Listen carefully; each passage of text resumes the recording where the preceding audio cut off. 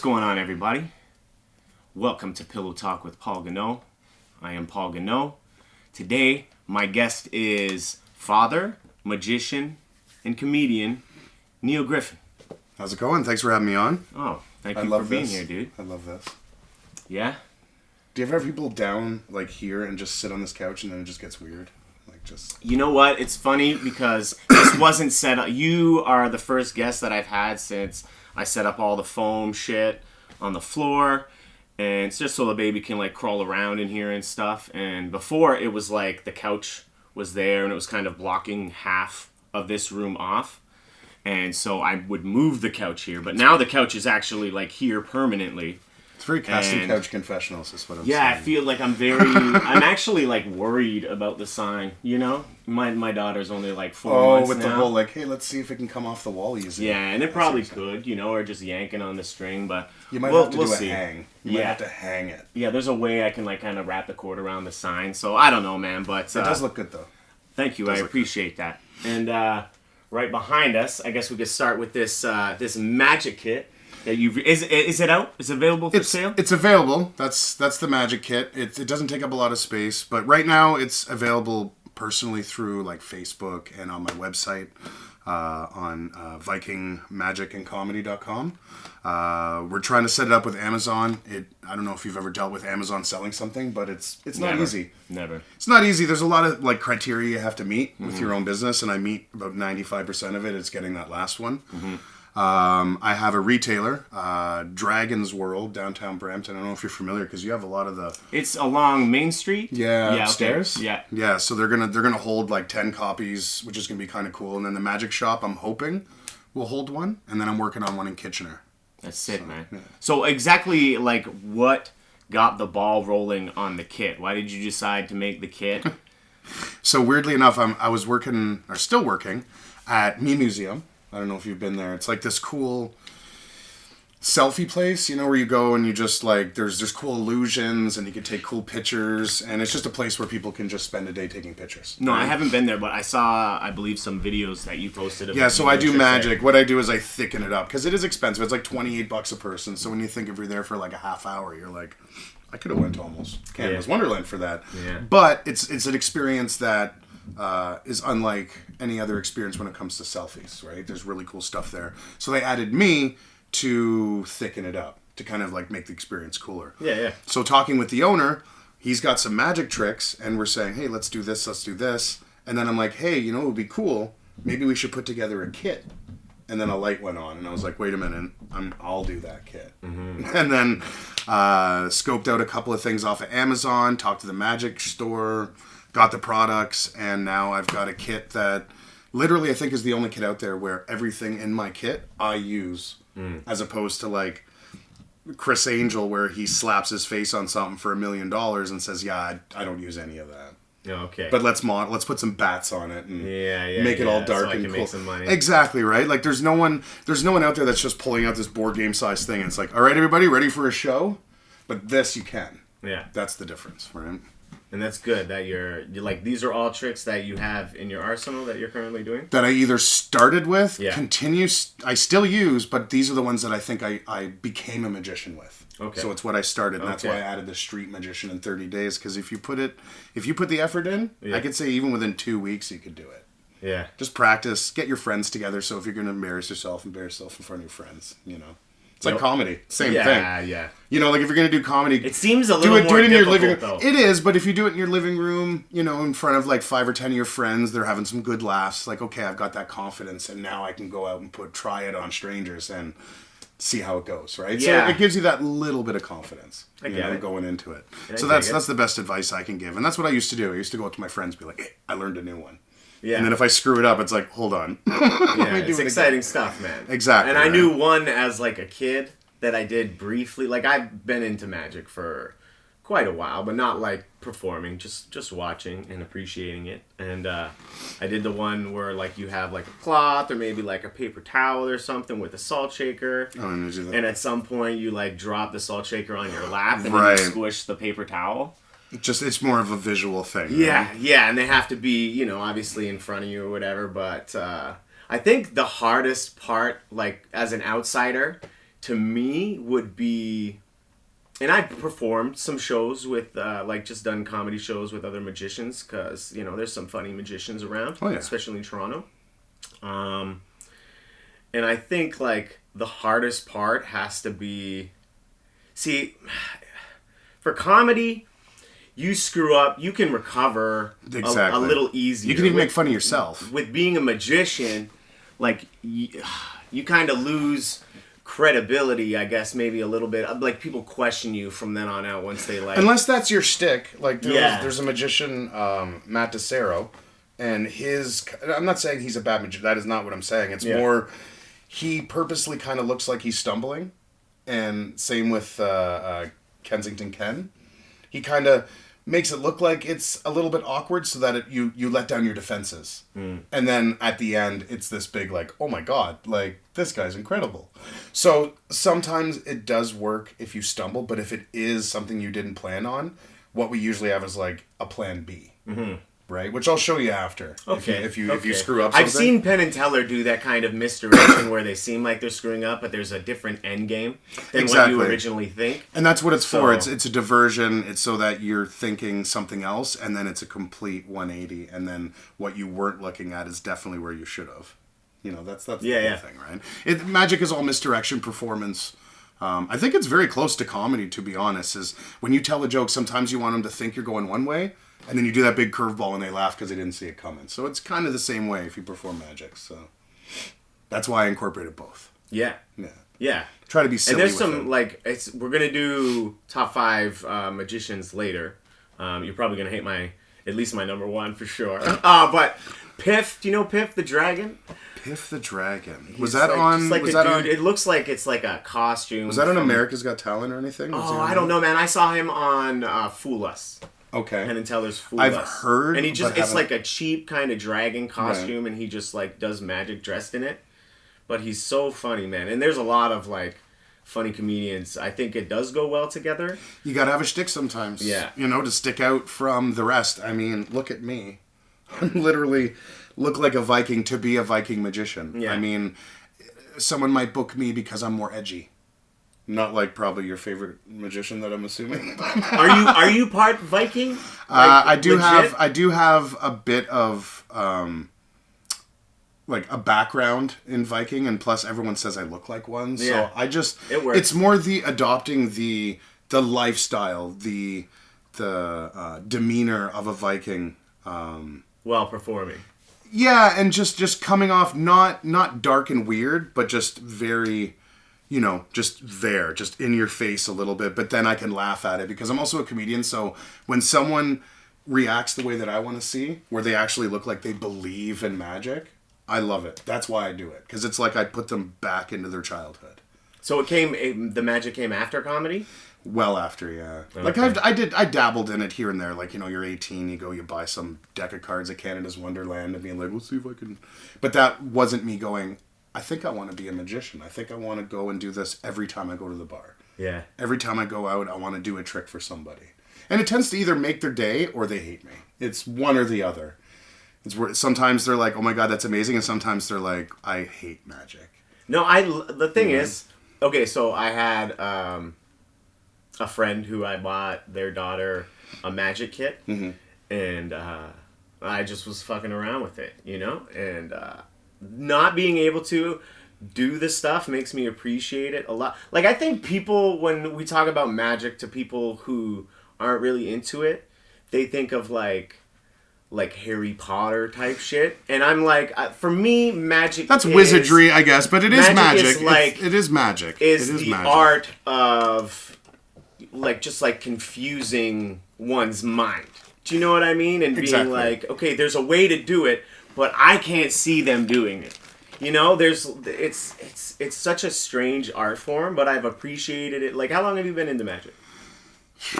I think I started taking it seriously, but I think No, but like, can you remember like the first time in your life that you like saw magic? Like 100%. It was Canada's Wonderland. It's actually the magic shop had this little, you know, like a pop-up where they're like, hey, we're going to pay Canada's Wonderland X amount of dollars and we want to have a little section of your gift shop, right?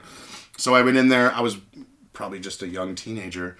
Saw the guy there. He performed a bunch of magic. I was blown away. And he had a kit, and that's what I ended up buying. Mm-hmm. And it had one of the tricks that I have here. It's actually this one where you basically, it looks like a light that you have, and you can actually, looks like you eat it. Just like that, right? So I was like, this is neat. And like, to stand in front of a mirror and see myself do it, I was like, I think I can trip up my friends, right? So that was fun. There was a couple things in there that I never used, a couple things I really should have held on to that were really neat. Mm-hmm. But all in all, it got me into the love of performing it, seeing people's reactions, where they're like, oh, that was neat. And then I would overdo the magic so much that people would figure it out, because it was a one-trick pony. Yeah. You know what I mean? So you do it so many times, even your friends are like, I've seen it so many times, I'm bored with it. So the other thing about magic, it's expensive because you're constantly buying new tricks. Constantly learning new tricks. Yeah. So it could be lucrative and it could also be expensive. But enjoyable? Very, yeah. When you get an audience, when you have them, similar to you on the stage when you're doing comedy, when you have them in the palm of your hands, there's no better feeling. No better feeling than when they're laughing, they're like more, and you're like, oh man, this is just going well. It's a good feeling. It's a good feeling for any performer. 100%. It's gotta take a while, I imagine, to be able to build up. Like, how long of a show, really, would you say you're at right now? Because I imagine, like, have you ever seen Greg Freeman in Niagara Falls? No. He's like the only magician I've ever seen. Like a stage show, right? Yeah, like he has his own theater out there. See, I don't do stage. That's why the kid says street magician. I'm more of a roaming, going up to a group of 3 to 5 people, maybe 10 if they're in close knit, and doing 20 minutes to a half an hour if it's a paid event. If not, I'll just go up to a group of people, do 5-10 minutes of magic, and then just disappear into the night. Yeah. Right? But I'm working on a stage show. One couple bigger tricks where it's more I have to be on stage to do it. But I think I can bring people up, and if I incorporate maybe a camera of some sort to kind of show what we're doing, I think I could put on half hour to 40 minutes, I think, easily. This can easily do 15-20. Which is kind of cool. So, I want to get something together for... I missed like the deadline this year, but for Busker Fest that happens in Port Credit. Right. Like, I want to get a show going. It might involve some magic, bro. I never even think of that. That's the other problem too, is I always hear about things last minute and I'm like, missed the boat. You know, so now I'm trying to keep my ears open, and when I see something, I saw a talent agency post something, sent them a message, fingers crossed, you know. So that's what you have to do sometimes, and then just put it out. Like, I just put a post on the community to say, like, hey, does anyone need a magician, comedian? Send me a message, right? It's hard, man. It's hard, like, it's hard to get work. Building, I don't want to be that guy, but, like, building your brand. And, like, starting out with, you know, that's why I got the Viking. I've got the whole... Dude. I even have, I'll try to show it on camera, but I even have a shirt that says... Well, let me show you a magic trick, because it helps than me just being that weird guy like David Blaine. I don't know if you've seen him, but he comes up to you with this look and he's like, "Oh yeah, I like Blaine. A magic trick." Right? I love it, but it's a little intense, right? I try to come off a little bit. He's got a different. He sold his soul to the devil. I'm sorry. He did. The stuff he can do, the stuff where he's... At least he can do some shit. I feel like I sold my soul to the devil back in, like, for, like, a sandwich and, like, a joint or like something. a pudding cup. God damn. And he didn't even get a spoon. Dude. You still had to lick that out. Like, a third of the fucking pudding. And you screwed up. So, you got 2 boys. Yeah, 2 boys. 10 and 11. Landon, Jackson. 10 and 11. Yeah. Good age. They're still loving, but at the same time, they're video games and not quite girls yet. Yeah. But they're still. You can see they're getting to the point where they're maturing. Mm-hmm. You know, it's kind of cool. So, but they love the magic. That's what I was gonna ask. They like it. They actually took home a box, like an empty box like this, and I gave them a couple of the tricks in there and say, go show your friends, sell it for dad. Yeah. So, we'll see. He said he's pretty proud. So him saying he's proud.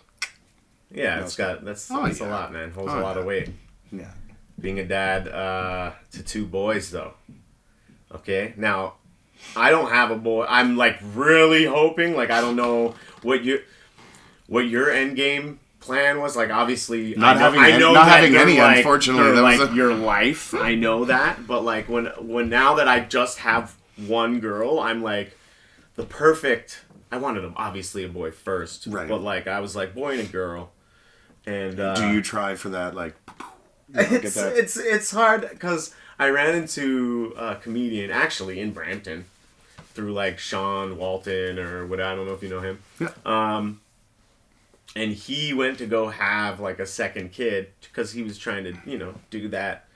And then he ended up having twins. Oh, jeez, yeah. Oh, man. Were they the same sex or different? Do you remember? I think they're the same. Same? Yeah. Were they what the sex that he wanted? I don't think so. Because that's what's going to happen to you is that you're going to shoot for one boy and you're going to get 3 girls. And now you're going to have 4 girls. It's scary stuff, man. So now it's like, I don't know. Like, I'm not saying I don't want to have a second kid, but we're seeing more videos of like, reasons or like, why it's good to just have one kid. It's kind of like having a cat and then getting it a friend. Yeah, and then someone else. I think And if they're too far apart, they don't bond, that whole thing. Like, my kids are 13 months apart. And they're the same height, they do the same stuff, they're best friends. Yeah. So, 13 months apart. Yeah, you can tell that one of them wasn't exactly planned. That's like, yeah, that's intense. Yeah, she basically didn't know she was pregnant until she was 7.5 months along. Second one? Yeah. Wow. When the doctor like, you're 29 weeks. Like, I'm here going, I can't do math right now. Yeah, like, yeah. Like, is that 5 or is it now? Like, and then she had him 2 weeks early. So literally I went with having 1 kid to 2 weeks later having 2 kids. So go for it. It's fun. All right. But you know what? I wouldn't look back. Man, it's like she's only 4. When's the fucking coming out? What's it, the 3rd today? It's coming out on this Tuesday. I think that's the 5th. The fuck is it? Yeah, so like on Monday she'll be fucking 4 months, and like it's been such a wild ride, bro. So far already. Like, actually, if you try now, you'll be about where I am. I don't know. Right. See, that's the thing, like, because like the ladies, like the women's bodies change so much that like they're not getting their period for a bit. So I can understand why it could go so long where you're not. She had placenta previa, so she actually had a problem where her placenta had a tiny cut in it. So if she bent down too much or she moved around, there'd be a little bit of. So she just thought her hormones were just all out of whack, but she was getting her period just randomly. When here it is, 4 months later, I accidentally got her pregnant. Wild stuff. Well, whatever. All right, so if you could go back, not necessarily to stop any of the babies, but like give yourself a little advice, like, oh man, just before the birth of your first child, what would it be? Save more money. More money. We were living like we were only going to have 1 kid forever. And then when the second kid came, it was like, shit. Everything kind of came to a head where it's like, oh, now I think we're screwed. Because it's almost like you're saying to yourself, everything's double now. Like you're going to have 4 mouths to feed, all that stuff. So I think it's just more preparation, which I didn't have. Like I said, we had 2 weeks. I literally painted the room. We did a 3D ultrasound, and then 2 days later, boom. He almost fell into the toilet. There's a lot of pros and cons to having them really close together, too. It is. Pros, I think, now it's got to be good, no? It is. They're best friends. They have their moments, but like they can grow together. Right, where if say you waited 10 years, now when they're 20, your daughter's 20, and say your son's 10, they have nothing really, to bond over. Where when my kids become 13, 14, they're going to be like talking about the girls together. They can go through puberty together, and then when they get older, they might live together. Yeah, and they go through like the same generation. Go to the same of, like, school music together, and like just shows and whatever the fucking things kids like now, YouTubers. And school too, like he's in the same school as his brother. Right, that's cool, man. Yeah, right. Until next year, I think he's going to be. Yeah, but just for a year, right? Yeah. Gives him that little bit of separation from his brother. Yeah. So, dude, you're a huge karaoke guy. Sadly, it's mostly boredom, but I do love to sing. Yeah. So, to you, it's the same thing. It's getting up on a different stage. and getting applause, doing good, same thing. So it's an addiction to... It's an addiction. It's an addiction to performing. Yeah. It's comedy, it's karaoke, well, you could have worse addictions, you know what I mean? That's exactly. a good addiction to have, bro. Exactly. No, I love karaoke. I wish that there was more nights of it, to be honest, sometimes. But, 3-4 nights a week, I think, is about what I do right now. All right. Yeah. If I did comedy more again, I probably wouldn't be doing as much karaoke. Let's put it that way. All right. Stage is a stage. Well, I'm bringing, I started a business up last year that's kind of been on hold, just a show producing thing that I registered and stuff. And so both my shows are coming back in October, and then I have a third show that I'm going to be starting up in October. I don't even know if I want to talk about it yet. I had like a fucking back when I had a show idea that was like jacked from someone that I knew. And he just kind of ran with it and just kind of like, I was going to do a monthly and they were doing like fucking bi-weekly or maybe even weekly. So like the premise just got kind of like just hammered saturated into the ground, and it was just, I had to come up with something else. But I do have a third show. They're all coming back in October. So fucking, then we have our stage show. Time, definitely. Yes. And we our have weird show. Dude, that's fucking, I'm excited. I'm okay. So how does it work when choosing who gets what? So there's going to be either like a hat or some type of bowl that we're going to, draw names from. All right. Or not names, I'm sorry. Whatever. Senses. Sense. Yeah. So say if you get ears, hearing, whatever, right? Now you have to put on headphones. I haven't picked out the music. Last time it was like death metal music at full volume, where the only time you had to hear at all was like in between the two tracks. And one comic's like, "Oh my God, time to breathe." Oh, there's another song. So it throws off your one sense, but you have the other four. But it really does. It throws you off. It's a really right? cool concept. I'm pretty excited for the show. Which one are you hoping to get? Oh man. Or no, okay, let's go. Which one are you hoping to not, and which one are you hoping to get? Oh man. Okay, well explain just all of them, and then I can tell you which ones. So we went through hearing. Yeah. Sight is we're working on the technical side of the VR. So best case scenario, VR headset with something very distracting going on that you have to watch while you're trying to do comedy. Or we're going to do a blindfold. Even blindfolded is like... Well, and we're going to spin you. So every once in a while I'll come over and I'll just start turning you. Yeah. Okay. So you don't even know if you're standing towards the audience or what, right? Okay. But no volume. So it's only visual. So because right. we don't want to screw around with that. Sense of taste. There's going to be spoonfuls of hot sauce randomly, probably about one every 2-3 minutes. Mm-hmm. Progressively getting hotter.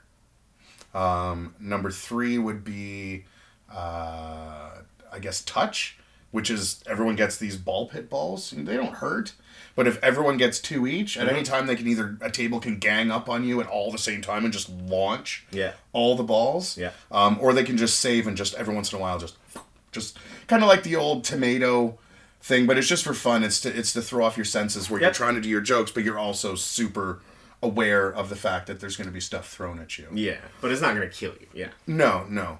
And the last one would be, I did the hearing, I did sight, I did touch, I did taste. Which one am I forgetting?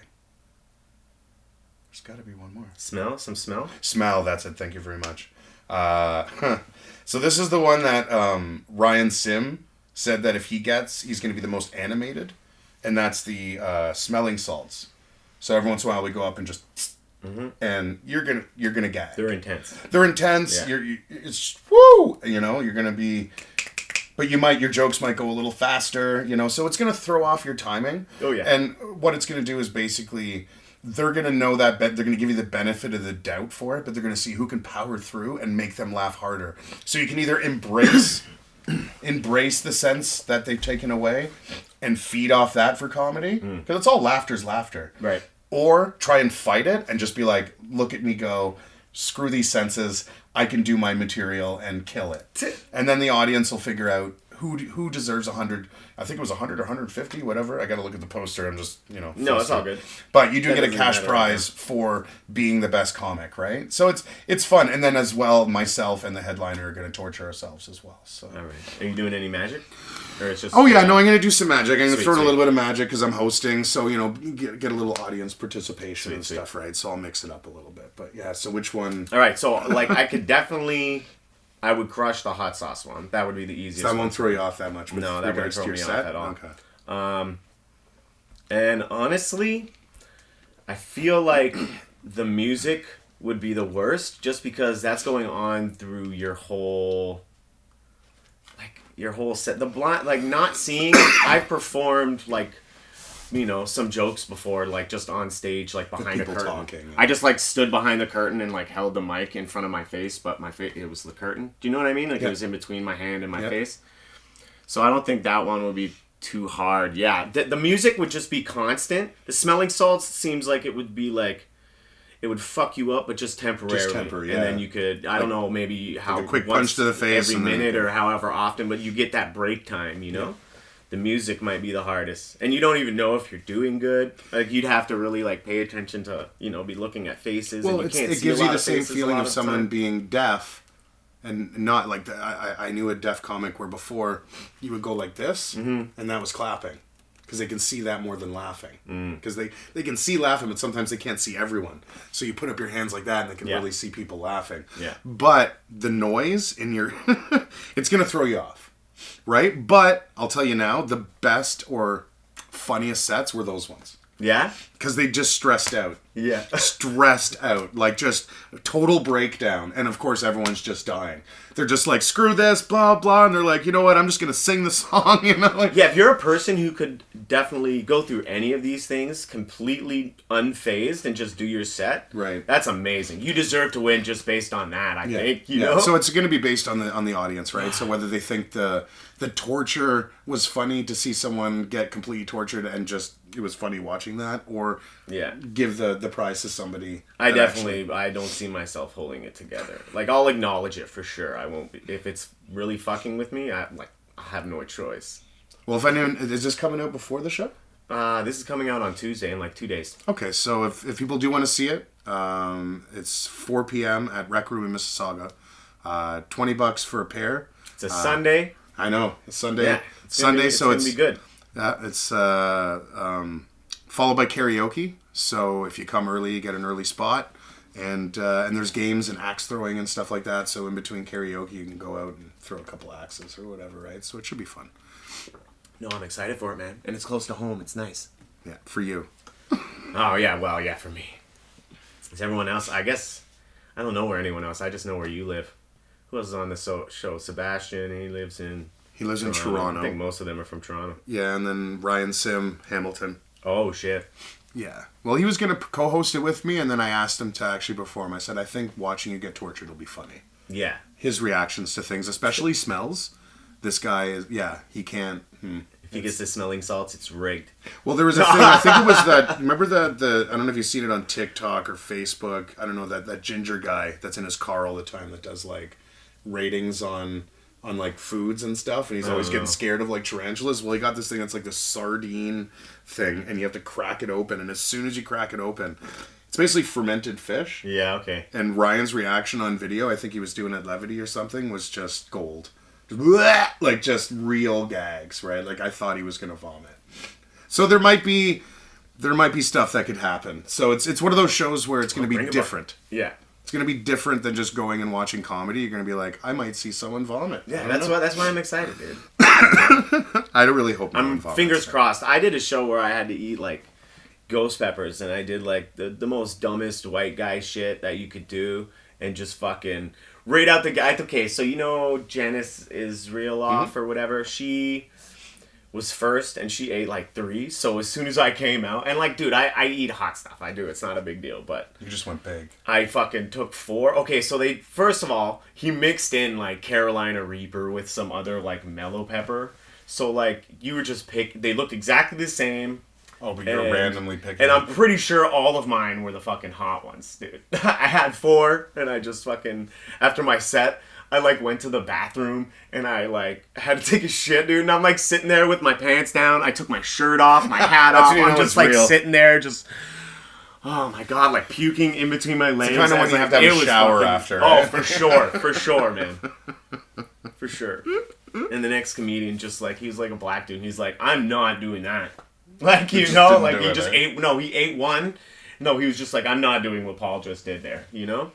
Did you win, though? And, You know what? It wasn't even like a fucking competition. I was just an idiot, and I was like, I can handle it, and I died, bro. So if you get the hot sauce, you think you're fine? Yeah, hot sauce should be fine. Okay. So I make sure. What kind of hot sauce are you doing? Well, it's supposed to be a sponsor. I'm just waiting for him to get back to me. So if not, I might just have to get my own hot sauce. So I might go to the place on Milton. There's like an outlet there, and there's like a hot sauce store.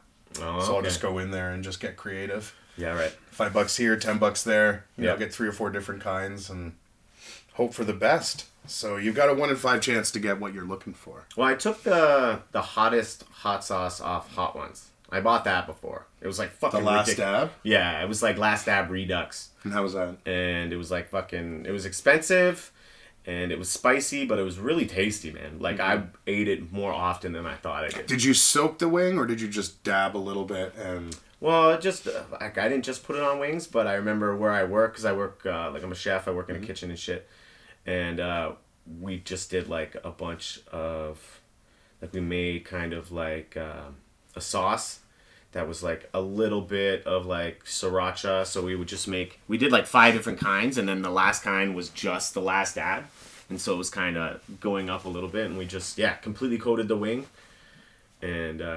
There was only like 2 people that didn't make it. Everyone ate them.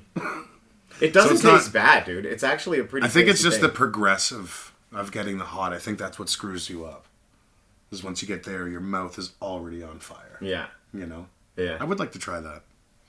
I would like to try. Well, I mean, there's going to be hot sauce, so we'll see what happens.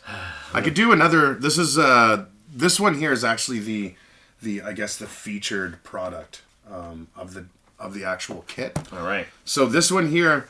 I actually try to sell it off too that you can actually use it in a bar setting. Don't tell someone that you're a magician. Say you go up to a girl or a guy, whatever. It's 2023, and you could basically just say like, "I had a dream about someone like you," and you'd be like, "What are you talking about?" Oh, same hat, same shirt, same pants. Couldn't see your face. It was weird. Like dreams distort your face. All the time. But it's weird. Just before I woke up, you went, find me, and then held up a playing card. And then I woke up. Right away, I had a deck of cards on my table. I grabbed it, and I'm like, you know what? For luck, took it out, flipped over one card, said, I'm going to carry this around and see if I run into that person. And now I feel like I did. So what card are you thinking of? Because I know now that I've been talking to you, you're thinking of a card. What card are you thinking of? 7 of Diamonds. 7 of Diamonds. Well, it's funny, that's the first card that's there, so that's not actually the trick, but that was actually kind of funny that you picked the 7. But let's mix it up. Think of a number between 2 and 10. All right. Okay, so here, let me just... Okay, so what do you have? What number? Because we're going random. Okay, 6. A 6, okay. And what suit? 6 of what? Spades. Okay, so if we go through here, there's only going to be one card that's the other way in the entire deck, right? Yeah. That's the only one? What card is that? Wow, dude. Right. So at any time, that deck will always be the card that they predict as long as you perform it the way that I show you. I fucking love that shit, bro. Right? That's so awesome. that one works well. You can use it to pick up a girl. You can use it to wow your friends.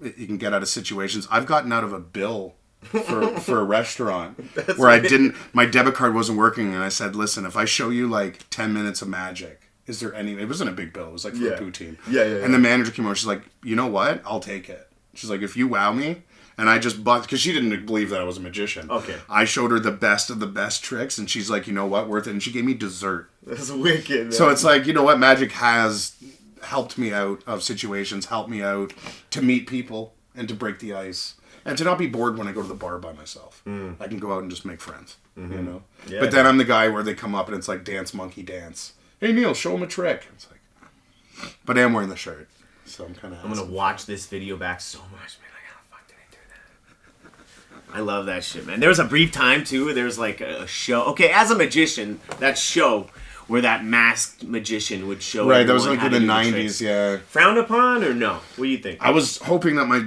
kit's not going to have that same effect because I'm kind of showing the public how to do tricks that, people that perform magic are doing, as opposed to just... Well, how else are they gonna fucking... Well, you got to walk into the man? magic store. You've got to buy the tricks. They're, some of them are pricey. You got to figure them out on your own.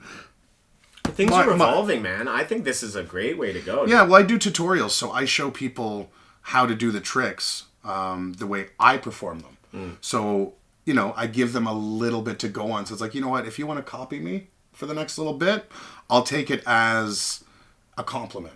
I won't take it as an insult. I'm going to take it as a compliment where if you're going to copy me, what do they say? Isn't there a saying where it's like impersonation is one of the best compliments? Isn't it something highest something form flattery. Of flattery or something like that? Yeah, something put your hands out like that. I love your tattoos, by the way. It's Home Alone, which is actually kind of cool. So I'm gonna basically put your hands out like this still. So put down this hand. Just leave him. He's my favorite character. So we're gonna go on a treasure hunt. What I do is I write an X on my hand because X marks the spot. But if you're gonna go on the treasure hunt too, I have to actually give you a copy. So if you ever try to get Sharpie off, you go like that, and if I actually drop that X through there, it goes through your hand, through your skin, and now you should have a copy of it on your hand. Mother bitch. And there's nothing on my hands, nothing.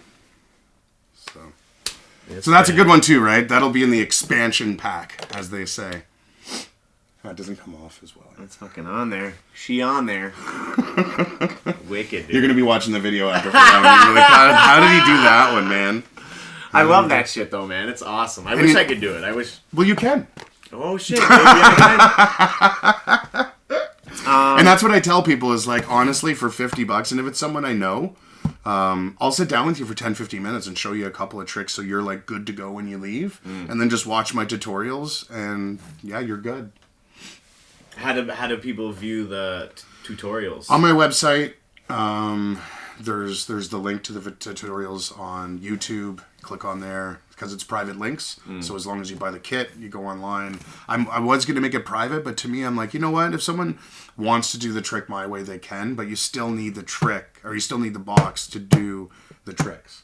And I show you using the exact products, the exact deck. I put a Maverick deck. Maverick deck's in there. The invisible deck. You got the light up trick that I showed you. Yep. You got the. You said there's like, remember the one where you said you take like a cloth, right? So I don't know if I have my cloth. I think I left it at home. Sorry for getting up here. No, it's all good, dude. Let me see. Oh, I have a red one here. So I can take a red cloth like this, and all you do is you just put it in your hand like this. So this is what I would call the starter trick, the one that I said I started with, and then it's completely gone, right? And then when you go like this, it comes back, right? So that's one that you basically can, all those tricks, the ones I showed you, plus I show you how to force a card. Force cards are the most fun. Like if you shuffle a deck, this is a regular deck. There's nothing set up or anything. I can show you all the cards. But have you ever seen anyone force a card? Like if you say stop? Yep. Right there? Yeah. So if I go like that, it should be the ace of spades. And that's because I made it be the ace of spades, right? So again, if I say... It's the ace of spades. So if you say stop. Stop. Right there. 10 of diamonds, right? Which it is, right? Yeah. So now you do something flashy. Like you say, okay, say stop. Stop. Right? And then you go, oh, you know what's cool is my commitment to my trick, right? I actually get a tattoo of the actual card that you picked. Now, remember I said the whole screw up thing? So say stop. Stop. There's not much even in the deck, but you take that ace of hearts. Nope. Jack of diamonds.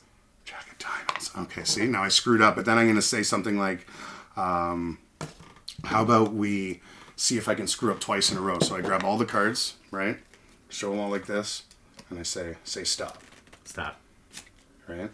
And I'm like, it's another Jack of diamonds. Nope. Okay, hold on. See, you notice that, like, you try and show, like, oh, I'm screwing up all the time, but then you're like, magician's insurance policy, which comes in handy, right? So it has an explanation of saying that, sometimes we screw up, but you need to see how we cover our butt, right? Yeah. So it asks if it's a red card or a black card. I'm sure it's one or the other, because there's a 50-50 chance. Yeah. And then you're like, ta-da, and you show them that your card is there, but it's all the cards, right? I mean, there's your card there. But then when you actually bust open this and show them that you actually knew that it was going to be the Queen of Hearts, right? Then they're kind of like, okay, I got you. All right. So sometimes you can screw up, but then you can bring it back, and as long as you have a backup. Yeah. I've even had people grab the cards and mess them up, go like this, and all that means is you do a different trick. That's all. They've screwed up the trick you had in mind. Now you got to have a plan B trick. Okay. And that's it. Okay. So magic is sometimes you got to be on your feet, and I hate comparing it to comedy or anything else, but same with karaoke. If some guy bangs into you when you're singing, or some dude shouts out some derogatory term to you, you either have to use it or ignore it. One or the other. So that's where I'm at. Shit. I love it. Don't worry, you can watch. Go get this. I'll attach a link into the description Yeah, I appreciate that. of the episode for sure, dude. I'll give you a discount if you want one. Do you want to get into top 5 now? Yeah, let's do it. Let's start with magicians then, dude. Oh, jeez. Let me go first so I can get it out of the way, because I won't Angel's judge. my number 1, bro. And it's really because I had seen magic before him, but there was like early on. I'm just strictly thinking about like the Mind Freak era. Did you watch him on TV or live? I definitely seen him on TV. TV. And it was just something that was so captivating for. Oh, I watched it so I was, often. It was That, rock like, star. I fucking and I like. I was addicted to his it. kind of like dark thing, and I hear he's not like a good person now, but like back in the day, like as far as like him really getting me, like if it wasn't for Chris Angel, I probably would never have even got into Penn and Teller, who's my number 2, and it's odd to say that, but that's just how it happened for me, you know? See, for me with Chris Angel, I watched him all the time, but then similar to comedians who watched comedy before they became a comedian, say the blue collar comedy tour. Love that. Yeah. Watch it as a comedian now, you're like, this isn't funny. Because you dissect the jokes, and when you take away the characters and you take away all that, it's just... I like Ron White. Ron White's a comedian. Yeah. The other guys have their whole little shtick. Yeah. Here's your sign. He almost If didn't you've even feel ever... like... And then you've got Yeah. Larry the Cable Guy, which is a complete act. Yeah. So that's the difference, is when you go back and you watch Chris Angel, although like I loved him then, he's a TV magician. So he does tricks based on where that camera is and where people are and actors and all that stuff. Where, you know, someone like Penn and Teller, more or less, you know, even though they show how their tricks work, They're like sometimes. purists. Yeah, know? they're like, very purists and stuff, right? So there's a difference, and I think that's Very why I'm much so. judgmental with Chris Angel. So he won't be on my... And that's cool. And like there was actually one trick when I found out how it was done. I was like disappointed because I just thought that. So I believe he was making Shaq float over a house, right? And like there were people around, and I thought they were just regular like a hoop people thing or something. Like show. And there's no, nothing he was above. like lifted by a fucking crane, dude. And like they just But it was edited off out, camera. and everyone else was pretending like the crane Exactly, wasn't there, and I was like, this is not what I think. Like, and magic then he is. levitates and stuff. You know what and, I mean? Like, And that's the difference. And I've seen how he does some of the things, like when he pulls something out of a vending machine or whatever. There's someone off camera pulling something out. That's why once it got exposed. yeah, Then I just couldn't. yeah, I couldn't. I you know? gotcha. Who's your third? So David Blaine, Okay. street guy, but like he does some things that I'm not super into. The performance stuff. But I just love. Yeah, like I love the stuff that he does. Like other than like his endurance things. Yeah, that's what I was saying. Some people don't like those, but when he makes people run away after he does the tricks, when he goes in the ghetto and he does like, "Is this your card?" and they just like they scatter into a million different ways, and you can feel like his influence on Chris Angel. I feel like it doesn't feel like it works the other way. Justin Willman. He's my number 4, who's like just a PG guy. Mm-hmm. He does the show on Netflix, Magic for Humans, I think. Okay. Magic for Humans. Yeah, really like that. And then Greg Freewin, who's the only magician, like real like act. I've seen like some street magicians and stuff. I had a guy like put a cigarette into like one of my brand new shirts once. Oh, I got that. And I was like, dude, what the fuck? And then there was no burn. It was literally a brand new shirt. First time I was wearing it. I'm gonna blow your mind. Do you want to know how he did it? Not that I'm gonna do the same trick. So pull your shirt out. Okay. So watch this. He basically did this. He took the handkerchief, but it was a cigarette, right? Yeah. and then he can make it disappear, and then I go like that, like it went in your shirt, and then I can actually make a hole in your shirt like this, and then I can actually pull the handkerchief out of your shirt. Can you see that? And then there's no hole. So crazy. He did the same. I just saw it. He did the same trick. Use the same prop. Yeah. But what you do, you leave it there and you just let it burn too. Like you see the smoke coming out and you look in their eyes and you're like, so is it a new shirt? Yeah. That's cool. Do you have another one in the truck? No, you don't have another one? Oh, that's going to suck. So you just let it burn. They're just getting stressed out and then you go like that and then there's no burn. There's a little like crease in your shirt. And you're like, what the heck? Yeah. So it's fun to do stuff like that. Yeah. So I'm assuming he did that to you in that brand new white shirt maybe? Greg Freeman wasn't even that guy. This was just some dude at fucking Bramley City Center, bro. I think his name was like Elvis or something. Oh no. Elvis. That's who I got most of my tricks from. Okay. Yeah. All right. We don't see eye to eye anymore, mostly because of that too. I've only seen him like that once, and I know I've had interactions like that, like going up to Niagara Falls with just like street magicians, that just come up to you. It's funny you said Elvis only because like he was literally the guy that showed me how to do magic. That's wild. So I don't really know who he is. I just met him that one time, and he was just standing out where people smoked. Like Bramley City Center, when the bus terminal was like right in front of that school. Right. Yeah. Like it was that like time, dude. And everyone just like went through that little part where Shoppers Drug Mart was. Yeah, that's how, remember when he asked how I kind of like became a magician? Yeah. It's because he got double booked on a few shows in Christmas, and he's like, hey, I don't want to give up these gigs. I'll give you half the money that I'm going to get, and you be me. So I had to go out and do corporate gigs, and he's like, well, now I got to show you how to do tricks. And I'm like, okay. Gold. Okay. And then I just kind of went with it, right? Put my own little spin on them. And hey, man, sometimes you grow apart from people, you know? Shit happens. It's all good. Yeah. What about you, dude? Top 5. Well, David Blaine would be my number 1, just because I remember watching him late night. I didn't even know if it was a TV show or a friggin' like a paid advertisement. It had that weird paid advertisement feel where you're waiting to like call now 1-900 or whatever. Yeah. This has been a bleach for. I didn't know what it was for. Like it was a show, but it was always the same show. It was always on at like midnight, same tricks. Yeah. I don't know what it was for or what it was selling, but it was the reactions of people running away and just freaked out. I'm like, I want to do that. And I've had it. I've had people run out of bars, like call me Diablo, and then run out. Like it's like the best reaction you could get. I hate to label, but black guys, like when I do certain tricks, like one guy I was just sitting on the subway, and I'm just taking that napkin and just going like this without even like making a big deal about it, and then just going, just over and over again, knowing he's staring at me, and then I just went, oh, that's weird, and then I looked up and he goes, do it again. Right? Like he was all into it, right? So it's just the reaction of people I like to mess with. I even have one, I don't know if I'll do it on camera, maybe they'll talk me into it, but I can actually like take a balloon like this. You don't have to do anything you don't want to do. Blow it up to 4 feet long, and I can actually swallow it. So sometimes I'll be in a bar and I'll just blow it up, no one around, and I'll just swallow it, and it'll go from like no one looking to like I'll turn around and like the entire bar is like, yo, what's up? How did you do that? Right? So that's the reason why I like David Blaine, is because it's the reactions he gets. Yeah. It's just mind-boggling. And he's like, he seems like when it goes to Chris Angel, like we said, TV guy, it seems like he's kind of... He does magic he's not on TV. Chris Angel does magic for TV. That's the difference. I know it's one word, but it's a difference.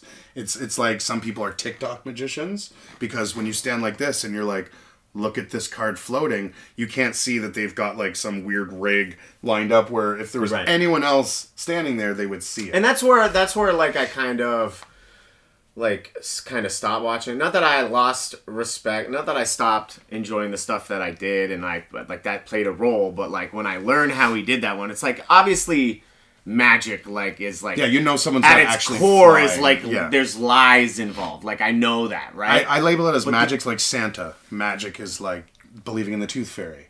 So when I do a magic trick and they go, oh, that's crazy, it's like I brought them back to when they were 5. When they still remembered what magic is. Like I just don't think magic. But no one can actually go. Camera. I can't go like this, and all of a sudden the picture just levitates across. It's like someone saying like Doctor Strange is magic. You know, exactly, at that point, it's like nah. Like he's a wizard. He's yeah.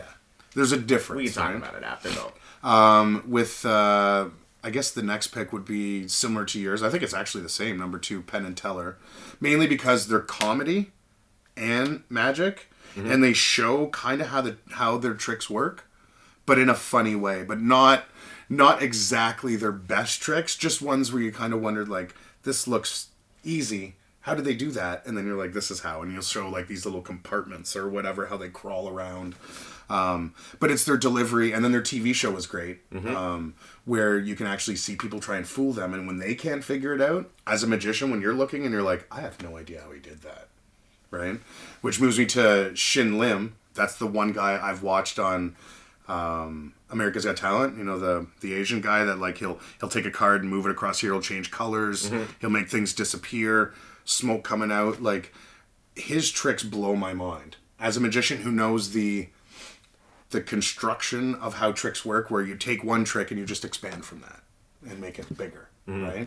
I have no idea how he does half those tricks. He is incredible. Like, he's probably going to move up to my number one at some point. I just I haven't experienced him as much, but he's up there. The two Jeffs at the Magic Store, those are the guys that I said I met. The old Jeff, and then there's young Jeff. Old Jeff is who I met first. He's the guy that showed me magic the first time I ever did it.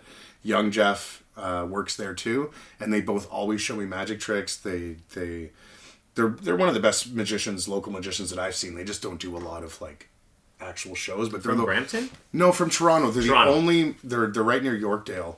It's Browser's Den of Magic. Okay. So if you need any magic tricks, that's where you go. So every magician in the GTA and even like Peterborough, Georgetown, wherever you're going from, you have to go there if you physically are like, I need a deck today. I need this trick today. They have it. If not, you got to order it. Could take 3 weeks. Could take a month. So it's that only place where you can go and be like, show me what's new. And then they'll be like, okay, I got something for you. And they'll perform it. And you're like, I love it. Give it to me. So they're up there in my top 5. So I give them 4. And then David Copperfield being OG. He's the guy that just, you know, you remember as a kid watching him make the Statue of Liberty disappear or a tank. You know what I mean? Where you're like, this is something I've never seen. Where as a kid, your eyes were just at the TV going like, this is crazy. What am I watching? So I guess that would be my top 5 for magicians. Dope. Yeah.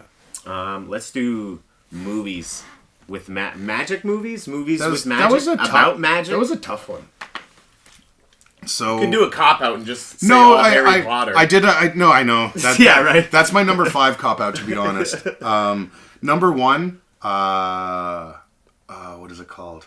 I'm gonna use my phone for a second because it's just the name of the movie. Who's in it? Oh, Burt Wonderstone. Oh, dude, that's on my list too. So Burt Wonderstone, the Legend of Burt Wonderstone, is that what it is? The Incredible Burt Wonderstone. It could be The Legend too. Oh yeah, it's Legend of Ron Burgundy. That's right. That movie had, I guess it killed it on the presence of magicians, like real stage magicians, that this is how they really are. Like you would really think, like, this is how they think, this is how they act. And then just watching how if you're a stage act with someone and you just try to do it on your own and him saying his lines and then just leaving empty, no other lines, I was dying. I'm like, he doesn't even know how to say those lines because it's not his lines, right? And Steve Carell's amazing. Steve Buscemi, like, put those guys together. And then random Jim Carrey getting a head injury. He was definitely his like eye. Kind of like a I could do his eye thing. Yeah. I could do his eye thing where he's just, his one eye's moved. That's the one time when I saw that. I'm like, how did he do that? And then I had to teach myself how to do that on the spot. So yeah, that movie was killer for, like, just straight up the whole movie's about magic. Yeah. And then the other one that is all about magic, but it's more recent, but I loved it, is Now You See Me. Yep. Which dropped the ball on my number 3 pick, which should have been called Now You Don't, but it's called Now You See Me Too. Okay. Shouldn't they have called Now You See Me and then Now You Don't? That would be the best. Like, just to have that in your series, Now You See Me, Now You Don't. Then what would you call the third one? Now You See Me, Now You Don't. The ta-da, I don't know. I actually learned, I asked my kid, I'm like, when you see something like, voila, like some people say that when they do something, I'm like, what does that mean? And he goes, here. I'm like, that's it? Like, literally you do a trick and you're like, here. It just doesn't have the same appeal in English as it does in French. Yeah, right. And then after that, what is that? 3. The fourth one, I had a hard time, but I think I lean towards Willow. I know it's not so much magicians, but it was the first time I really watched something where it had a lot of magic and them, like, transforming things and the whole morphing into like from animal to animal, that was actually just before they did the Michael Jackson video. So they actually used the same technology from Willow to do the black or white video where he like morphed into people. Okay. So it was cool to see where like someone like an actual magic trick happening on the screen for the first time and actually seeing where it didn't look crappy. It actually looked real where they were morphing in. I'm like, oh, magic's real. That's kind of cool, right? And then yeah, Harry Potter, I think, just for the new generation of kids getting into magic, wanting to be magicians, right? So that's my movies. Because that was the last minute. I was like, what is that? I'm like, how many movies have had magicians? Not many. Yeah. Prestige was another one that I was thinking of. You gave me a bunch of directors, and then I've literally done top 5 for every one of the directors that you did. So I was like, fuck, let's do it. And you're into this. I haven't done this before. So, yeah, my number 1, Prestige. Right. That was... what's it? Christian Bale and Hugh Jackman, the right? Twins? Was it the Twins one? I think so. Yeah. Spoiler. And then there was The Illusionist, which ironically, that's my number 2. Like the same time. They were, yeah. Yeah, I get those two confused. Yeah. That's the problem. Yeah, that's the one with what's his face Edward from Fight Club. Yeah. It was like there's always kind of competing movies, and they were definitely one. There was like Observe and Report and Paul Blart. They came out like they always do that. But I liked both of them. Usually, I lean more towards one or the other. I actually have to admit I haven't seen The Illusionist, so you might actually make me watch it's that. It's decent. Definitely check it out. My cop out for 3 is Harry Potter. I don't know, like the whole thing. I know they're coming out with a show, so I'm pretty excited about that. Well, they got to make it for a new generation, and like as came out 25 years ago almost now, right? Bro, it's quite old now, dude. Like we're getting. How old are you? 44 this October. Okay. We're not far off. I'm like 38 in January. American Pie came out 25 years ago. Fucking crazy, man. It's wild stuff to think about. But, yeah. I just, as long as, say a younger generation loves the new Harry Potter as much as I loved those. And here's the thing, dude. I wasn't like a Harry Potter fan for a long time. I had seen them and then... I was kind of the same way. I got into it a little bit later. Yeah. And then I'm going Burt Wonderstone, the incredible Burt Wonderstone. Just hilarious. And then Now You See Me is my number 5. Okay. Yeah. I'm a big, and they don't make a lot of good ones anymore, but I'm like a big heist movie guy. Right. That first scene where they transported him and with the money and all that, I'm like, that was incredible. Yeah. And then when you saw how they did it, just dragging them down the stairs, their heads hitting and throwing them into crates, I was like, this is amazing. Yeah. Like, just not even a care in the world. One guy just smacking his head against the tile. It's like, oh, well, whatever. He'll be fine. Are they doing a third one? They should. I think they might be. Yeah. It just always takes forever. All right. Are we delving into comedians? Comedians. I actually just saw my favorite. I'm actually doing a bucket list tour this year, which is kind of cool. Who'd you just see? Bert Kreischer. Oh shit! Nice. So that was a big one, and Fluffy. Okay. So Fluffy was the most recent. So Bert Kreischer's number 1. That's why I used him. So I saw him this year. No, last year. Sorry, it was when it was freezing. We had to stand outside in line when we had tickets to get inside to stand in line again. Don't get me started. Yeah. And then Fluffy. I remember just watching him and just being amazed that with like maybe one curse word barely used in the show that he was able to just tear it up. Where most comedians nowadays, they got to be a little bit more on the edgy side to get someone like you and I to like them, Tom Segura. Yeah. I love how he talks about Bert too, that they're friends. I love his attitude towards life is my attitude towards life. So when I watch him talking, it's like, that's exactly how I would have handled that situation. So I love him. Jim Jeffries. Yes. I'm going to see him in like a week, I think, in Hamilton. Oh, he has a show. So that's 3 right there, Joe Coy isn't on the list yet. He's like number 6, but he's on my list of bucket list where I really want to see him. But Taylor Tomlinson made it to my top 5 because I wanted to have a female. Yes. And she's, for 27? Killing it. Her jokes about mental health hit home. Yeah. Right? So she honestly, had to be on there. I think she's great. She's not on my top 5, but like if I was doing a top 10, she would for sure be there. If I was doing one of like female comedians specifically, she'd be on it for sure. Yeah, she has a really good the peanut butter and chocolate joke. Like peanut butter going with chocolate. That fucking shit is so funny. She's really good, man. She's a good writer. Yeah. And she's so young. Like, it's just... But it's the mental health stuff. I've watched it with people that have mental health issues, and we watch it together, and they're like, she's literally me. Like, she's talking my language. Yeah. And that's what I like. And a lot of people don't talk about mental health on stage. Yeah, man. In a serious but joking way, but then she'll kind of bring it in and actually talk about drugs and this and what people are taking, where you're like, okay, it's not just me. Mm-hmm. There's actually someone out there that goes on stage and they actually have the same issues as me. Yeah. You know? So that's why she made the top 5. No, I did those picks. I want to see her live for sure. She's on there, but she doesn't do a lot of Canada tours. I've looked. I was looking. Couldn't find her. Soon, man. It took me a long time to fucking see. I just saw Chappelle for like the first time. I saw him. He was on my list, and I saw him, but he was a few years ago. When did you see him? A few years ago. This was like, I would say 2016, 2017. I think he was at Opera House or something. It was very good. Okay. He was making fun of Drake at the time. That was good. I remember that. Dude, I was telling you, I don't know if we were talking about it on here, but when I moved, I moved January 1st. Mm-hmm. So it's New Year's. Right? Obviously, I need some people. I had to find some people to help me move on New Year's. Then it was like fucking snowing or raining or something. I can't even remember right now, but like there was some sort of, I want to say it was fucking snowing. And so we're moving New Year's Day, and then in the evening I have to go see Chappelle. So I'm trying to get all this shit done. So I saw him like January 1st of this year for the first time. Was it worth it? It was fucking, oh dude, it was so great, man. But I've been so into him for so long. But my number one's Rogan. Okay. So, have you seen him live? Yeah. I've seen him live twice now, and I would definitely go again. Did you have to travel, or was he here? Yeah, no, he was here. Okay. He was here. One time it was in a small place, and the other time it was at Scotiabank Arena. Ooh, okay. And that was like his very first time doing, and it was just by accident because Coca-Cola Coliseum, they like the people that worked there went on strike or some shit. So he had to go. So so he sold so many more tickets, and just I think that was the beginning of his like big stadium thing. Because now he's at a Dave Chappelle level. They tour together, you know. Who's my number 2? Right. And then I'm going Mark Forward, who's more of a Canadian guy.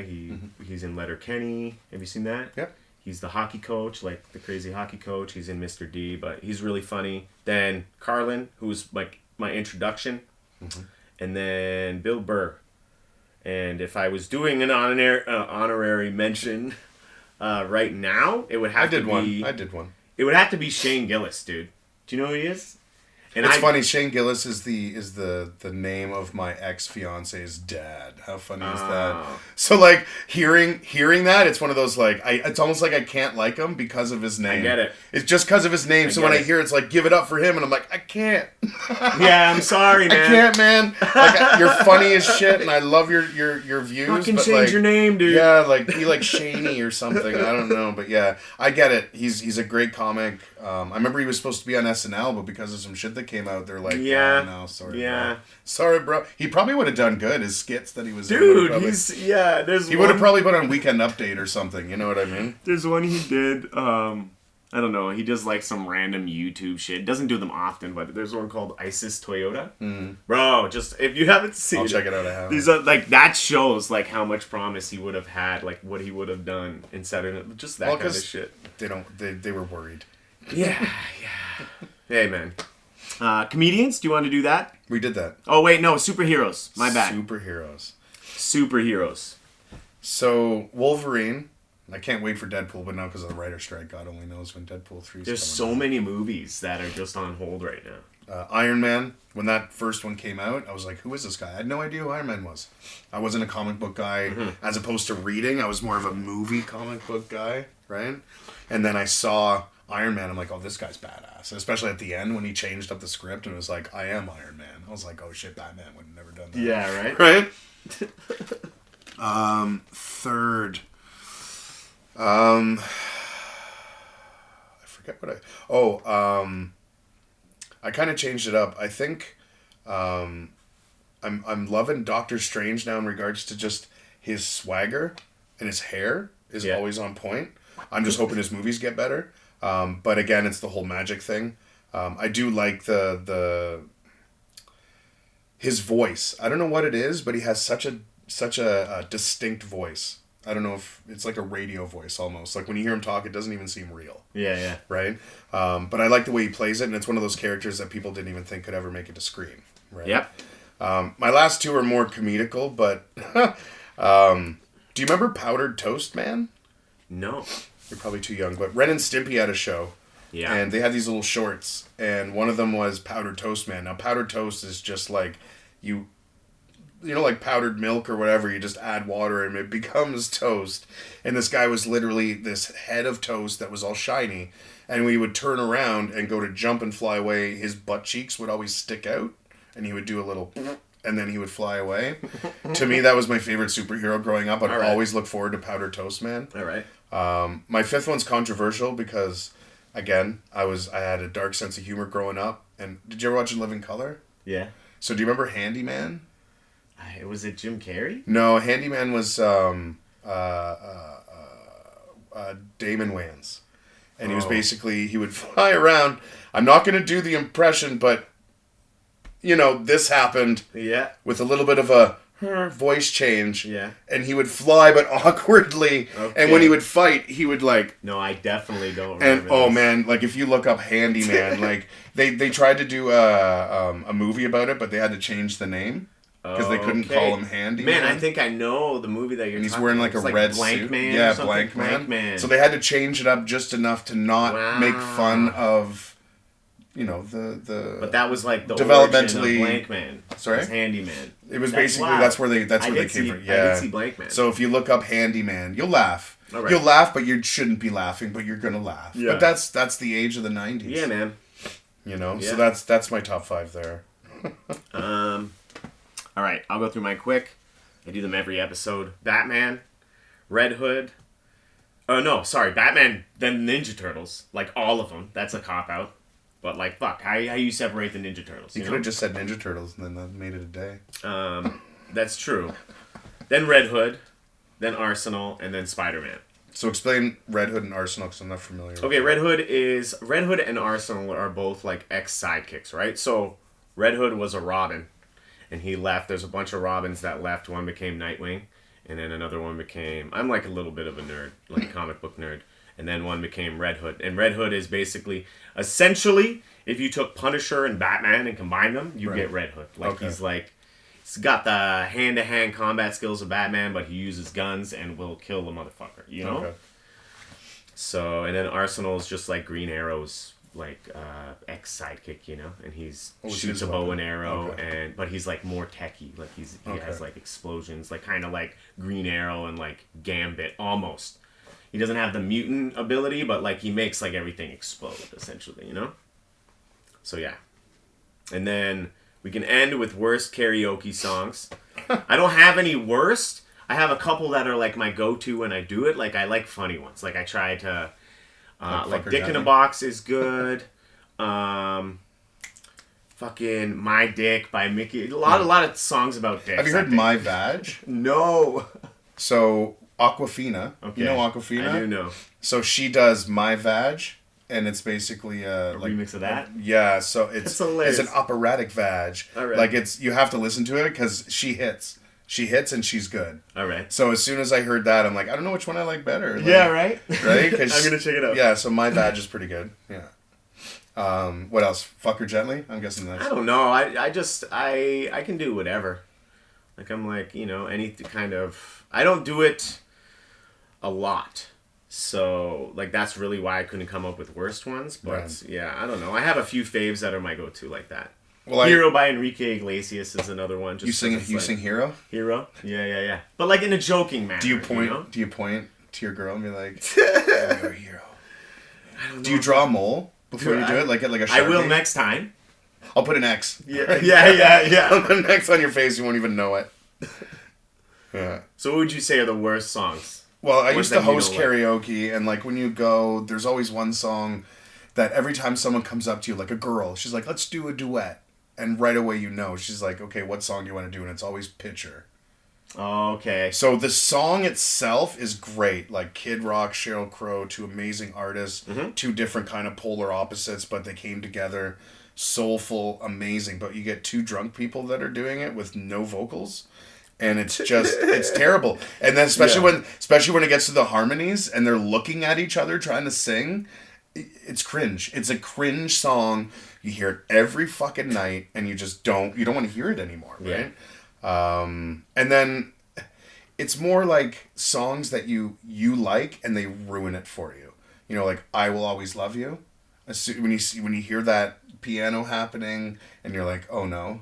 Like, is this going to go well or is it not? And then it doesn't. Yeah. And they're like, and it's like that goat, like the goat that screams, it's horrible. I would never even try to do a song like that, like during karaoke, Like, for me, I just know where I'm at with my range, And Gotta stay in your lane. Yeah, that's what I'm saying. Like, Don't Stop Believing. Okay. Only because no one does it justice. They always screw it up. And then any white guy, even that I'm included, but I know I stay in my lane. I do Forgot About Dre, and I do Crazy Rap by Afro Man. Okay. And that's where it stops. But when you get a white guy up there and he has no rhythm, and he's rapping to any song whatsoever, you feel bad for all of us, where you look around, you're like, where's the one black guy in here? And he's just like, this is bad. So any white guy trying to do a rap song and they can't, that's where I'm just like, get me out of here. Or someone that's tone deaf. I got someone at my karaoke show, not going to name names, but they don't, when they don't know? Yeah. Yeah, I know when they don't know. Like there was a show called Superstar. Did you ever see Superstar? I don't know. Google it. Watch the episodes. Basically what they did is they took American Idol, and instead of the judges saying, you're a really good singer, and the bad singer saying you're terrible, they switched it up. So all the terrible singers got the great reactions from the judges, and then all the bad singers were told that they were shit. And then afterwards, when they left, they pulled the good singers and said, "We're lying. You're actually a really good singer." Yeah. But then they would never let the bad singers hear the other bad singers. And so basically the whole thing went right through until there was a guy and a girl, and then they never heard each other sing until they had to do a duet. And the train wreck of the worst guy singer of this competition and the worst girl singer starts singing. They're looking at each other like, you suck. But they don't realize they both suck. Yeah. So when someone actually is that kind of person, you're like, oh my God. Where you can't even guess the song? They have to look at the lyrics and like, I know the song, but they're not doing... Yeah. Like, it's throwing your brain off. Yeah. Yeah. Yeah, I think that's about it in regards to like songs. It's just, rapping... tone deaf, and then just those cringe moments on karaoke where couples go up and just try and... I have two really funny... So the first one, for like funny karaoke stories, the first one was just this super drunk guy who was doing Hero, okay? And this is kind of why I've literally done it like since. He was your inspiration. Yeah, but like he was so drunk that he would like... when the parts would stop and it would be like just kind of a breakdown instrumental part and it would be like 4-bar break, he would like say it every time, bro, like 2-bar break, 4-bar break. He would just do that shit. He was like, I don't know, a Hispanic dude. He kind of sounded like that, and fucking killed me. And then the last time I did karaoke was like, it was a while ago. It's probably like maybe like 5-6 years ago. And there was this, like, hipster, like, white dude with just, like, really short, like, khaki shorts on and, like, a golf. It just didn't look the part. And he was doing, I don't know who does the song. Fucking Problem? I like bad bitches, that's my fucking problem. Don't know the song really, but no. Okay, yeah, well, it's not a good look song. The part, though. And it's like, like, I want to say it's like Kendrick. Kendrick Lamar's in the song for sure. I don't know if it's his song. But... it was one of those cringe-worthy moments, Oh no. Want to end on one of these, bro? Yeah, why not? This Random question. Sometimes. There's 2 on each card, so. Okay. All right. This is a good one. You take one too, dude. Oh, okay. Do it up. I get to pick whichever one. We can do both. It's all right. Okay, I'll do this one. All right. All right, I'll go first. Is it ever okay to lie? Yeah. I think so. Yeah. I think sometimes you have to. Yeah. Like if someone straight up said, do you... like, okay, I actually had a conversation with someone like this. Do you think I'm gaining weight? Right? It's not that you're going to lie and say, no, you're not, even though they are. It's lying in a nice way. You know what I mean? Like, like letting them know, like, no, you know, you're gorgeous. You could be healthier. You could, you know, you look amazing when in fact you want to say. Or like someone dying, you know? And yeah. Like, you're just not trying to be like, look, man, you're going to be dead in like 20 minutes. You know? Like, you don't, yeah. I definitely get that. I think it's to where you don't want to hurt someone's feelings. I think that's where the usual people say that you can lie. Is like if someone says like, you know, like they're all upset and they're like, am I ugly? But they are. Yeah. What are you going to do? Say yes? You can't say that. Yeah. And everyone has their own thing. Not everyone's ugly is someone else's beautiful. Right? So I get that. But you can't ask someone, do you think I'm attractive? Because it's like, well, what if I don't? Now you're going to feel more crappy. So how do you answer that without kind of giving a white lie? You know? But in regards to like someone asking you a question like, where were you last night? It's a different time where you might not want to lie, right? Yeah. So I think it's just the time, how you do it, and how severe of a lie. Where is it gonna compound? Yeah, like there's definitely an appropriate time to lie, and in those situations, I feel like. Like, did you fart in the elevator? No, because I mean you don't want to be. Oh, buddy, I wouldn't even say no. I'm such a. But you know, like that's a lie. That's not gonna. It's not gonna come back and get you, right? Like it's a lie, but like it's not gonna. No one's gonna judge you. You know, like no, it wasn't me. It's like it's only you and me, bro. Yeah, I think there's lies that, there's the right moment for that still make you feel bad, but I also think that there's certain people that like I have absolutely no problem lying to whatsoever. You know, and I've never felt bad like lying to the cops or like a lot of authority figures. Like I don't feel Did you know bad. You were speeding? You know, a lot of like my boss, like I'm not even gonna, this isn't some like thing because my boss watches my podcast, but like pretty much every boss up until, pretty much, not every single one, but up until like my current job, I've just felt like, does it deserve the truth? Like I'm just like, hey man, like I have like a weird mindset where it's like, like if I want to fucking take a day off, I'm gonna fucking take a day off and that kind of shit, and I didn't really enjoy my job or they were assholes and there was always some sort of thing where I was just like, you know, like I didn't feel bad lying to, if where I'm at right now, like if I did miss a day for, you know, a wrong reason or just for whatever and I lied, like it would make me feel bad. But like, yeah, I've never, teachers back in the day didn't give a shit about lying to them ever. Like, I never did homework, but I fucking told them I did homework every night. You know, that kind of shit? Like your dentist asking you to brush your teeth 3 times a day. Yeah, like how often do you floss? Yeah, that's for sure. I don't feel bad about that. Every day. And they know you're lying, bro. And it's like, I don't give a fuck. Because they're picking the shit out of you. Yeah, you floss? Oh, yeah. Yeah, for sure. I'm real fidgety right now. I hate the dentist, bro. I fucking hate the dentist. I get knocked out.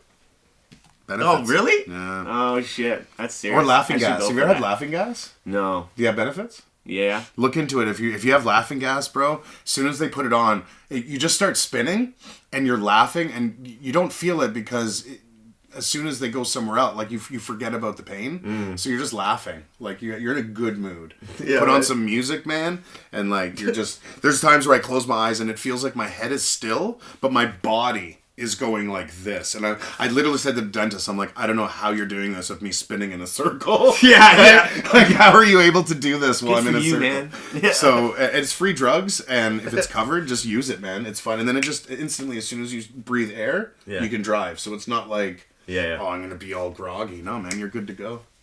I'd take that shit home if I could. I wonder if you can get it. All right, what amount of money makes someone rich? Especially these days. Like, remember If I Had $1 Million? That song needs to be redone. Yeah, right? I would buy you a house. Good luck with that. I think when you get to a point where, like, you don't have to check your bank account when you, like, are gonna spend a large amount of money, then you're well off. I've never been in a situation like that, but, like, I know people. Like, if you had to go spend $1,000. That say shit like, oh, like, they, like, people that don't know how much, like, their bills are because they just never check, and it's just coming out, and it's like, how don't you know? Like, I have to know. You know, like knowing, like my life depends on knowing. $500 can make or break me at this point. Right you know, now, so. like it's not. I've never been able to do that. So I would say that That's what I'm gonna say. Like an actual Like, would you figure's say really hard. like over 6 figures? I guess would be the number that you would be thinking. Oh yeah, yeah. 120, 130K. You know, you're bringing with in like $5 a good amount month. coming in. $5 grand like, a month. Steady, yeah. Oh, I mean, like you're making $5 a month, $6 a month, $10 a month. Yeah, you're rich. You know? You're rich. Because right now you're not worrying. No, like a lot of us make 2 to 3. Yeah. So it's like we're dealing as best we can, and then we start doing the math. We're like, I make $40 a year. This is sad.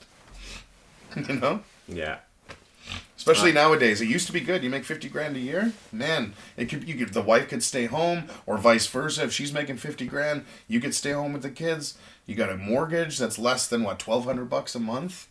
Pipe dream. Not anymore. Yeah. So I'm yeah. You're around like we're thinking the same thing. Oh, I should have bought a house when I was 20. Let's put it that way.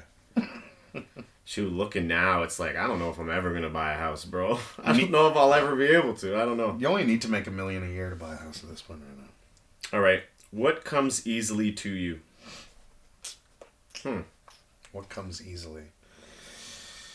I guess the gift of gab, just talking to people, where I used to be shy. So I guess like being able to just talk to someone, you know, and not feel uncomfortable, and then try and make them not feel uncomfortable. Mm-hmm. That's, I guess, comes easy to me. Okay.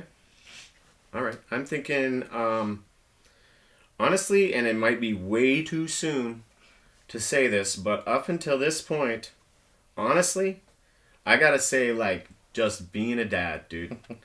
Straight up. And, like, I was in a relationship. Well, you're full-time, I'm part-time, so it's harder to say, you know, I wish I was in your boat. I also got, like, a little... Like, I was in a relationship, I was engaged, and my ex had, like, a daughter. So I got, like, a little bit of a taste of it. So I think that helped prepared me. But, like, even still, man, like, I still enjoy, like, just all the gross stuff that when my one buddy said, I've never wanted to be a husband, or I've always wanted to be a dad. Yeah. But I had to become a husband in order to become a dad. Okay. I can become a dad, but then it's not, you don't always get to be with the kid if you just go get some girl pregnant. So it's like, get married, man. Because no guy dreams about being a husband. Yeah. As a woman, can't wait for my wedding. But it's not you. But you dream about being a dad. Yeah. Right. Yeah, yeah. Which is in turn like, I want to be a husband. I want to be a father. You know, caregiver. The you know. I was engaged, bro, but I'm very indifferent to it. Like, if my lady wanted, no. If my lady, you. Oh shit! Okay. Once and then engaged twice after that. Okay. If my lady wanted to do it, I would do it. Like, I don't really care that much, but it's really not. It's like at that point, how it's long like you been living together? We're common law for sure. It's been like so over. you're basically married Since the beginning of the pandemic, bro. We moved in. So you're married. Yeah. Basically. So. We live that life regardless of the the paperwork. Yeah. What's your other one? Oh. What sort of competition do you enjoy?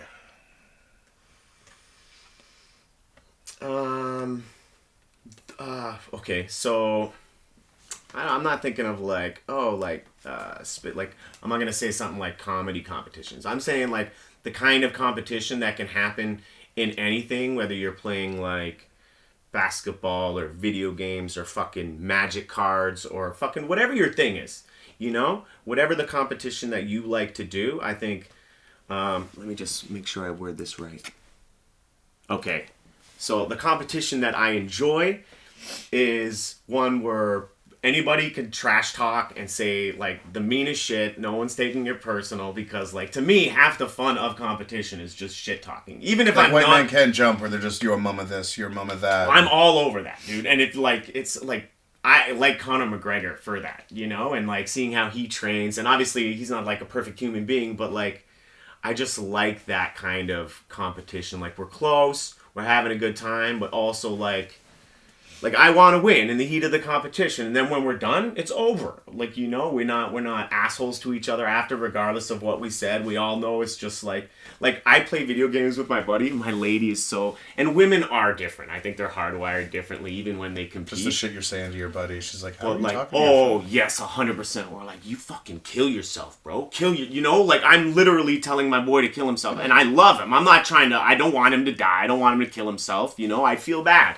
if he did, but like these are the things that we say, like fucking hate you, bro. Like, and I want to be able to be in a competition where nothing is taken seriously at the end of the day, I think that answered it. Yeah, it's ones you enjoy, because not everyone, like, I don't enjoy karaoke competitions. I find them brutal. Yeah. Same with comedy competitions. I find it's just like who brings the most people. Essentially, a lot of the time, that's what it is, dude, yeah. So ones I enjoy, like just going out with your friends, playing a game of 21, like you said, or just doing something where it's like, I want to be better than my friend at this. Even though they're like shit-talking you, like, oh, I'm going to beat you. No, I'm going to beat you. I'm going to beat you. So it's around the same time. Same thing with you. It's the camaraderie of, the competition to see who can one-up. And half the time I feel like I have to talk a lot of shit because I'm not good at a lot of things. So, like, that's all I have. You know what I mean? I'm pretty good at a bunch of things, but I'm not great at one thing. Fair. Like, I'm good at magic. I'm pretty decent at comedy. I can cut the shit out of a lawn, because that's what I do for a living. Okay, all right. Because I work for the city. So it's like, those are things I do good, but like, I wish I was one of those people that, like, you're on TV doing stuff. You're one of the best, like, you're the best. I don't think I'll ever get there, but I like being, a renaissance kind of thing where I can dabble. Mm-hmm. Like, I even do amateur tattooing. I taught myself how to draw. Have you given yourself any? I love this. No, one, dude. I know. I'm actually Precious Chong. She does comedy in Toronto. So she took a DVD home and got it signed by your dad, who was supposed to use a marker, but he used a Bic, and he actually dotted the E in Neil, which is pretty funny. Okay. So then a tattoo artist transferred it here because it was starting to decay. So then I got it put there, and then I had to put Tommy on there. And I also got a joint there, just for like photo bombs and stuff. You done any yourself on you? Not yet on myself. I've done one tattoo on one person. Okay. I was just practicing. All right. I'm waiting for a victim. All right. So anyone out there that wants a tattoo from a Viking, just let me know. All right, dude. Well, frickin', I guess we'll get out of here. Let these people know where to get your starter, or would you say it's a starter kit? Yeah, I mean, if you've never done magic before, a lot of people say things like, I have no dexterity, I'm not good with cards, I don't know sleight of hand. Neither do I, at all. But I learned to just know angles and whatever. But these tricks, especially that card trick I showed you. Well, you did yeah. You don't need dexterity. All you need is a little bit of math and a little bit of memory, and you can do it every time, right? Same with, it's literally... That's all it is. So when he did the thing with the cigarette, yeah, he just put it in one of these, okay, and then stuck it in there. Yeah. But you didn't see that. Yeah. So it's just practicing in front of a mirror, and if you can fool yourself, you can fool anybody, right? So this thing here, basically, there's 1, 2, 3, 4, 7 decent tricks that you can do about 15, 20 minutes.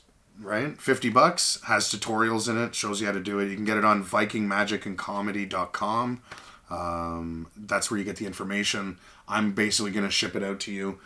Amazon, I'm working on Dragon's World downtown Brampton this weekend. And maybe the Magic Shop Browsers Den of Magic if they give me the okay this weekend. So, that's it. Wicked. Definitely also... get tickets to Sensory Overload. Oh, yeah, that's right. It's going to be a great show. Super excited for it. Is it sensoryoverload.eventbrite.com? All right. I'll have a link up for that, too. Thank you for being here, brother. Yeah, had a good time. I hope you get tortured with, what's the one you didn't want? Oh, the headphones. So now you've basically jinxed yourself, so... It's all right, man. Either way, I was like, this is cool. It's a fucking cool concept, and I'll let you. Okay, right now, if you had to, gun to your head, what music would you not want to hear? What's the one? I don't. It doesn't even matter. I'm the most annoying shit would probably be like Taylor Swift or something. Like. Ooh, that would be good because of her whole Aries tour and stuff. I don't know. Just have constant. Like, yeah, but a lot of people would like that. Like, a lot of people wouldn't like the metal. I'd probably like the metal a little more than I'd like Taylor Swift. It was deafening. You know what I mean? It was deafening, so. But then, yeah, Taylor Swift. We give them a sample too. We actually play like this is what they're going to. Oh yeah, so all right. Going into it, what kind of torture? So yeah, man, I can't wait. It's a couple weeks, and it's been a pleasure. It'll be less than this comes out on the 5th, or it's on the 17th. Yeah, right? 17th. So yeah, 17th, 4 p.m. Rec Room. Get your tickets Square online, One. Or just show up at the door if you want. Do it. It's going to be a great time. Like always, this podcast is brought to you by Neon Light District. Hit them up. Use code PillowTalk to save 10%. And by The Great North Apparel. Hit them up. Use code PillowTalk to save 30%. Go check out Neil's freaking magic kit. It's amazing. He did some tricks here today, and you know what? Like, I fucking dig him, dude. And I hope it's successful. Thanks, man. And appreciate you being here. Peace the fuck out, guys.